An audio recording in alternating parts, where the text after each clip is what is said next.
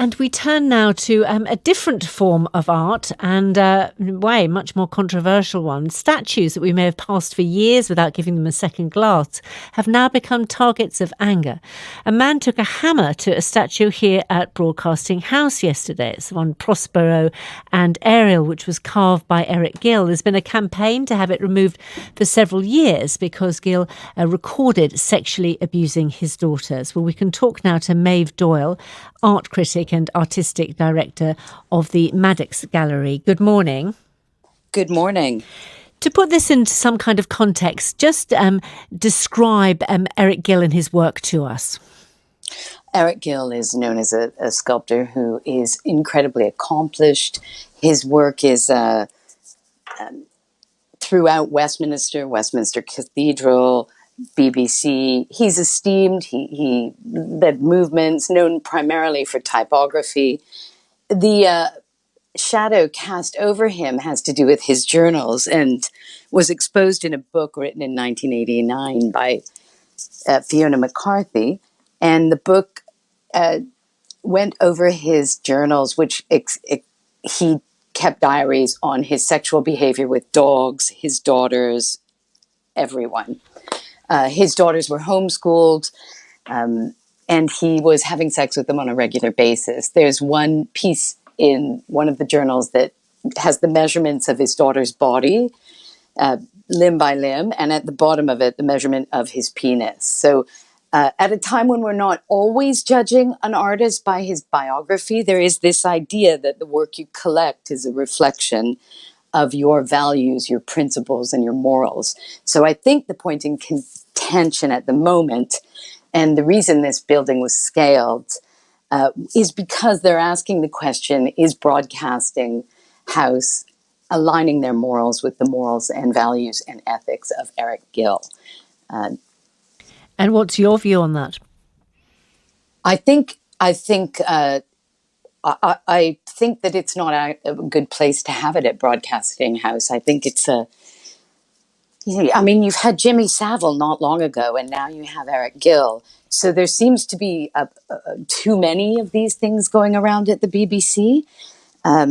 We're not talking about the artist's artistic merit. We're talking about diaries he left. I don't think there's ever been a time when incest was okay in society. So I'm not quite sure how we compartmentalize that. Yeah. People might be able to talk about Picasso, but as of yet, there's nothing exposed that he did anything illegal. It may have been immoral or questionable, but I'm not sure having sex with your daughters has ever been okay in British culture. Well, let me bring in Rachel Campbell-Johnston now, who's the chief art critic at The Times. Good morning. Morning.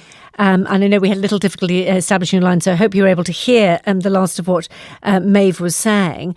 I mean, when it comes to Eric Gill, when we know about the incest, is it acceptable still to have his statues in such a prominent place in front of the BBC?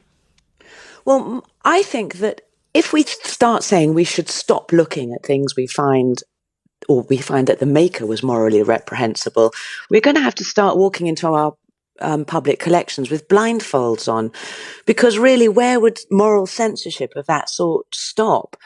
The art history is littered with world famous names who are actually detestable in reality. You know, Picasso, the misogynist, sadist; Caravaggio, a murderer; Dali, obsessed with Hitler. You know, or someone like Benvenuto Cellini, a mannerist goldsmith. I mean, he was a thug who beat people brutally to death. So I think that the role of art is actually to open up these questions. It doesn't mean that in looking at the images we're complicit with them. We can find their private acts appalling and yet still value the work. Oh.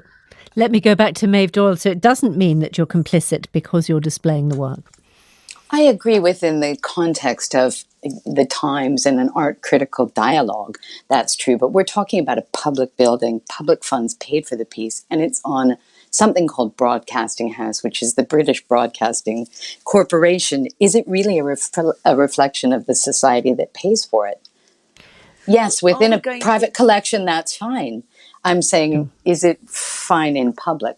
Rachel? Are we going to rip down the Stations of the Cross in Westminster Cathedral? Well, the Catholic Church has done a lot. I mean, the Catholic Church has done a lot to correct the problems within the Catholic Church. Maybe we are. But if we're going to demonize art, where is that going to leave us? I mean, I think it remains the duty of a civilized society, really, to preserve artworks that actually reveal our true human nature, even with all its worst flaws. I mean, if they can make us more alert to our secret or not so secret failings and problems, they'd serve actually an added purpose than that of just giving pure aesthetic pleasure. It actually confronts us with lessons from which we can learn, we can face up. And shouldn't we really be leaving it to contemporary artists to address it, rather than destroying the past, as has been done in the Reformation or in the Bonfire of the Vanities? Shouldn't we look at things with the benefit of hindsight of our historical record and comment on these things, but leave it to maybe even to curators to alter the way in which we tell their stories, disrupt our myths. Okay. Well, very much a discussion for our times. Rachel Campbell-Johnston, Maeve Doyle, thank you both. That's almost all from us today. Our editors were Purvi Patney and Nicholas Stambridge. The studio director was Peter Wise, and John Cole here in Salford.